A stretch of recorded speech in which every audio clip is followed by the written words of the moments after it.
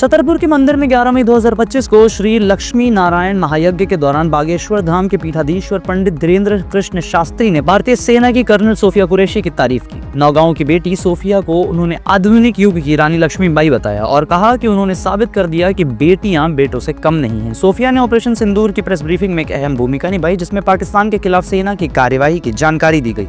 धीरेन्द्र शास्त्री ने पाकिस्तान पर तंज कसते हुए कहा कि बिना लड़े जीत का जश्न सिर्फ वही मना सकते हैं, पाकिस्तान।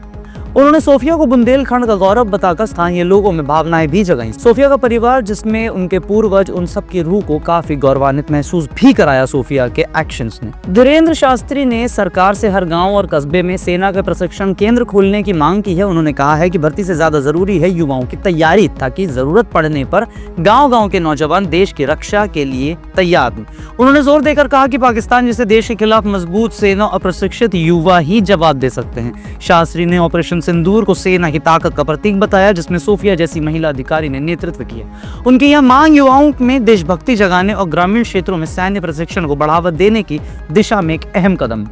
छतरपुर के नौगांव से सोफिया का जुड़ाव और उनकी उपलब्धियां, जैसे 2016 में फोर्स 18 अभ्यास में नेतृत्व, इस मांग को और ज्यादा मजबूती देती है। कर्नल सोफिया कुरैशी, जो नौगांव में पली बढ़ी, ने भारतीय सेना में कई कीर्तिमान भी स्थापित किए। 1999 में सेना में शामिल होने वाली सोफिया ने 2006 में कांगो में यूएन मिशन और 2016 में पुणे के फोर्स 18 अभ्यास में नेतृत्व किया।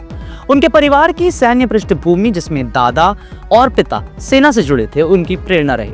धीरेन्द्र शास्त्री ने सोफिया को बुंदेलखंड की शान बताकर भारतीय लोगों में गर्व भरा। महायज्ञ में उनके बयान से श्रद्धालुओं को भी जोश महसूस हुआ।